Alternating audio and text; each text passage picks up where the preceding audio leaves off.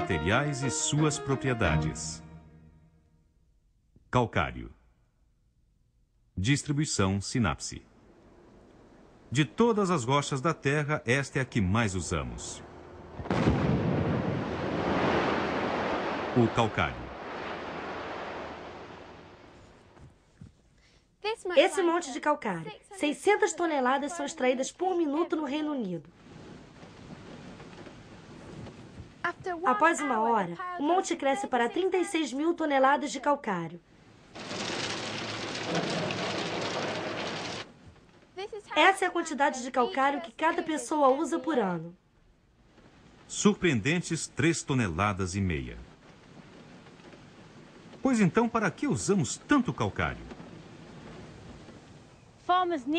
Os fazendeiros precisam do calcário para neutralizar os solos ácidos para que as plantações cresçam bem.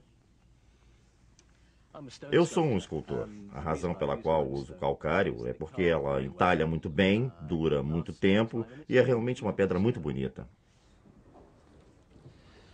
Eu trabalho na indústria da construção civil, onde o uso do calcário é absolutamente essencial. Ele está presente no concreto, tijolo, cimento e até no vidro. É usado para construir escolas, hospitais, fábricas, shopping centers e também faz parte da ligação dos transportes entre eles. Podemos até moê-lo e usá-lo para cosméticos e para fazer remédios. Também é o principal ingrediente da pasta de dentes. E se você acha que usar calcário para limpar os dentes é estranho, que tal comê-lo? Ele é adicionado ao pão como fonte de cálcio. Também é um ingrediente vital nas usinas de minério de ferro. O calcário é feito de restos de conchas e de criaturas marinhas. Formou-se no fundo do mar há milhões de anos. Hoje faz parte de algumas das paisagens mais bonitas do mundo.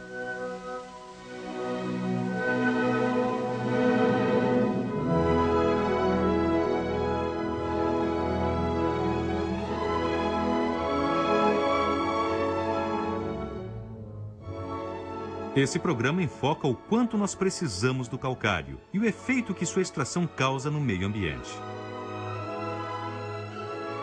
Existem aproximadamente 300 pedreiras de calcário no Reino Unido. A maioria na Inglaterra e no país de Gales. E mais de 30 ficam dentro ou vizinhos a parques nacionais, áreas protegidas de belezas naturais. Isso preocupa a ambientalista Amanda Knowles. A cada ano, 110 milhões de pessoas vêm aos nossos parques nacionais esperando fugir dos estresses da vida moderna e desfrutar de uma linda paisagem. Eles têm um choque horrível quando chegam e descobrem essas feias cicatrizes brancas na paisagem rural. E com toda a poeira e barulho incessante dos caminhões da pedreira. No Parque Nacional de Yorkshire Dales, a extração do calcário causa polêmica há anos. Eu moro numa cidade em Yorkshire Dales e temos uma pedreira no começo da estrada e outra a poucas milhas mais para cima.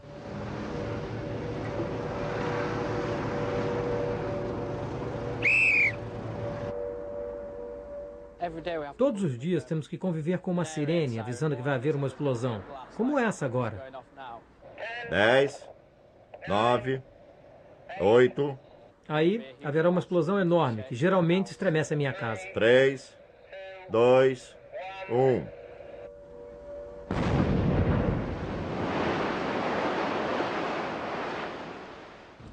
O trânsito é um dos maiores problemas das pedreiras.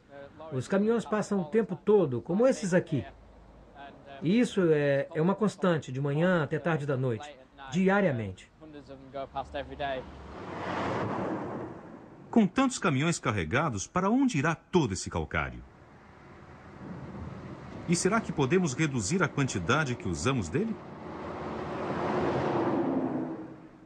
O calcário é usado na indústria da construção por causa de suas propriedades de resistência e força. Na construção de uma casa, o calcário é usado em muitas áreas. Como um agregador, nós moemos o calcário para fazer concreto e usamos nas fundações, que são, na verdade, o que sustenta a casa. Podemos usá-lo como um pó fino e manufaturado, o cimento, que serve para colar e manter os tijolos unidos. E o calcário também toma parte da manufatura do vidro de nossas janelas. Então, qual a quantidade de calcário contida numa casa comum?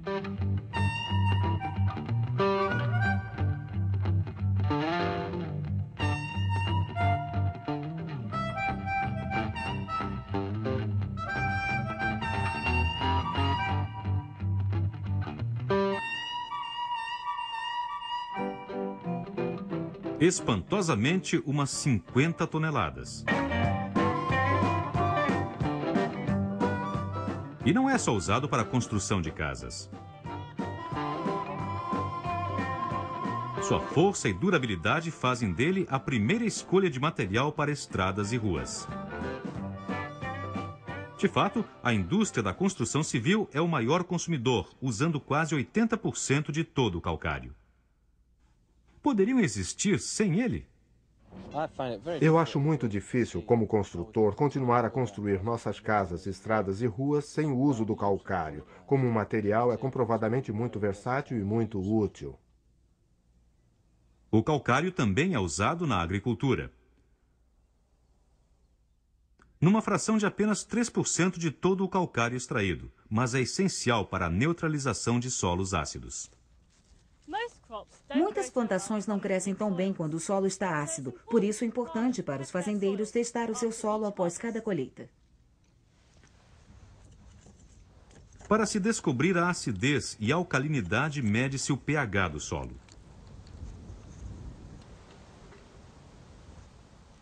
Uma pequena quantidade é colocada num tubo de vidro.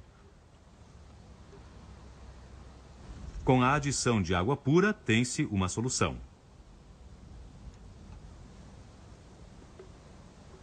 O pH é testado precisamente com um indicador especial. Depois de misturar o solo e o indicador, o tubo descansa por alguns minutos. A terra vai para o fundo e aí a cor da solução pode ser bem percebida. O solo está ácido demais. Tem um pH de 5,5, mas deveria ter perto de 6,5. 6,5 é quase neutro. E é aí que o calcário é útil. O nome químico do calcário é carbonato de cálcio. Espalhando-o sobre a terra, o solo ácido será neutralizado. Embora não se possa ver, uma reação química vai acontecendo quando o carbonato de ácido se mistura ao solo. Em pequena escala, a reação pode ser observada mais facilmente usando-se ácido diluído.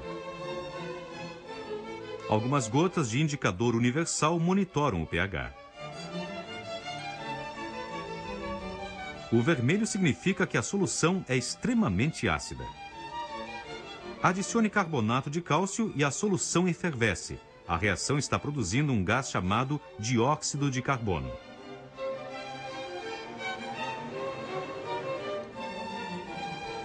Quanto mais carbonato de cálcio é adicionado, a cor vermelha começa a clarear. Essa mudança de cor significa que a solução agora está menos ácida. Uma cor amarelo esverdeada indica que o ácido está sendo neutralizado. Ácido mais carbonato de cálcio produz uma solução neutra. A adição de calcário muda o pH do solo. Portanto, o que os agricultores fariam sem ele? Os fazendeiros estão procurando alternativas para o calcário. As algas marinhas são uma possibilidade, assim como o teste do solo com rodízios cuidadosos das plantações para reduzir seu uso. Mas encontrar uma alternativa tão boa quanto o calcário já provou ser difícil.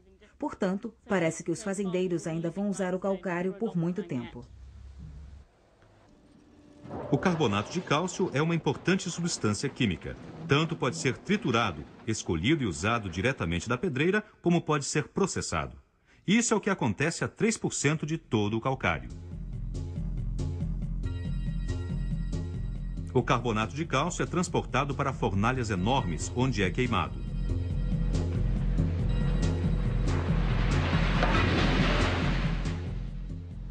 Dentro das fornalhas, a temperatura chega a mais de 1000 graus Celsius. O calor faz o carbonato de cálcio se decompor. Ele se quebra em dióxido de carbono e óxido de cálcio.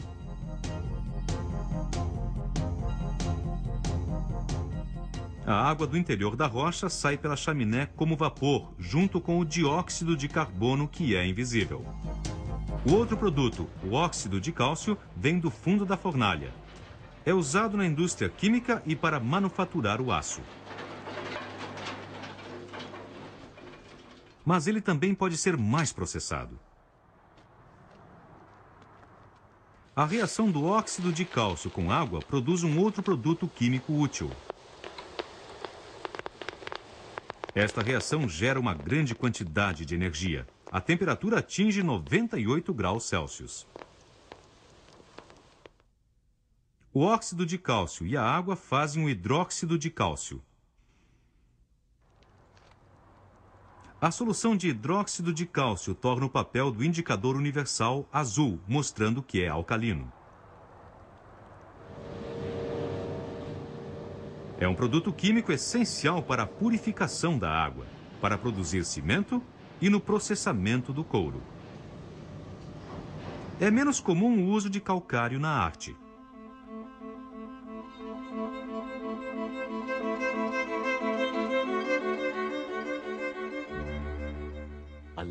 Eu amo esculpir. É a minha vida.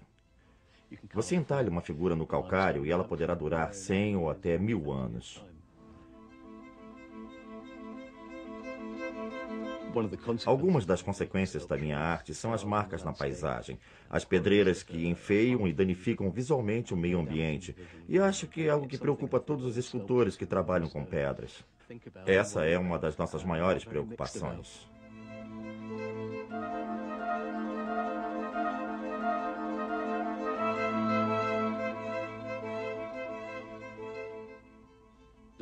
A razão pela qual eu gosto de trabalhar com o calcário é porque é uma linda pedra e mantém as marcas das ferramentas que podem ser usadas para acentuar as formas da escultura.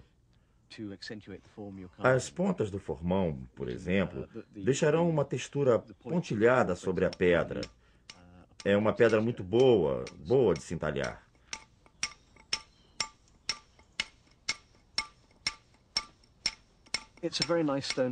Uma pedra mosqueada com essas cores azul e bege, quando é polida, ela fica com uma textura suave e lisa, e você pode ver as conchinhas presas na rocha. Eu me sinto muito confuso sobre a extração do calcário. É a minha vida e eu não poderia fazer outra coisa. Eu adoro esculpir. Eu só espero que as pessoas considerem as coisas que faço do calcário tão belas quanto o calcário em seu meio natural na paisagem. Portanto, o calcário tem muita utilidade e há muita procura por ele. Só neste país são extraídas 120 milhões de toneladas por ano. Mas, como já sabemos, há um preço a pagar. Existem muitos prejuízos à vida num parque nacional que tem uma jazida de calcário. As pedreiras por aqui são como grandes monstros que invadiram todas as montanhas. São mais de 700 caminhões passando por dia. E eles são muito barulhentos e podem ser ouvidos lá em casa. Toda a vegetação está coberta por um pó branco. É realmente assustador. A grama devia ser verde, não cinza. Acho horrível que os turistas venham de outros países achando que Yorkshire Dales é um dos melhores lugares para ir, que é bonito, mas as pedreiras estragam tudo.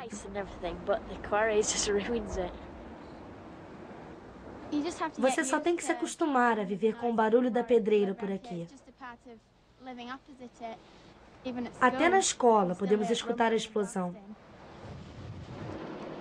O gerente de uma jazida explica como as pedreiras estão tentando diminuir a poeira e o barulho. O principal problema ambiental que preocupa as pessoas é o barulho das explosões. Quando explodimos, monitoramos o impacto em termos de vibração e barulho, para verificar se estamos dentro dos limites permitidos.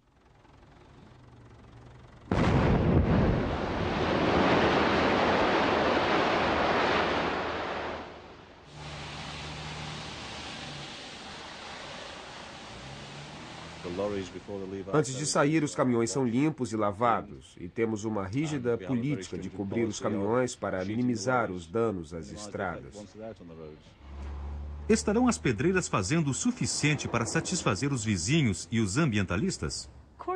As pedreiras estão fazendo uma grande encenação pelo fato de estarem agora pondo cobertas sobre os caminhões e por terem mudado algumas práticas nas explosões. Mas não acreditamos que isso tenha feito uma diferença significativa sobre o impacto das pedreiras nos parques nacionais.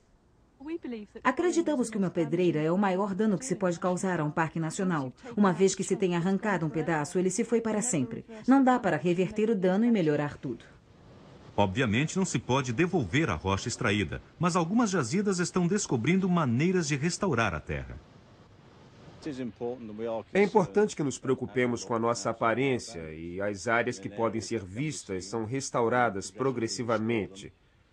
Plantamos grama e árvores para que se misturem à área local. O que antes era uma pedreira árida, agora está assim. Uma elevação gramada como tantas outras do interior. Assim como a restauração, algumas jazidas têm planos para a terra para quando a jazida se extinguir. São planos que certamente agradam aos moradores locais. A pedreira perto de nossa cidade está planejando remover todas as máquinas que podem ser vistas da estrada e recolocá-las por trás do morro. Quando a jazida acabar, eles vão retirar todas as máquinas e construir um lago no lugar. Sendo assim, em mais ou menos 30 anos haverá um lindo lago que beneficiará a todos. Mas a restauração custa caro e nem todas as pedreiras estão preparadas para pagar. Portanto, há alguma vantagem em se ter uma jazida nas redondezas? Pela natureza da localização da pedra, as pedreiras estão em áreas rurais. Nessas áreas, as principais indústrias são, historicamente e tradicionalmente, as pedreiras, a agricultura e, mais recentemente, o turismo. As pedreiras promovem muitos empregos diretos e indiretos.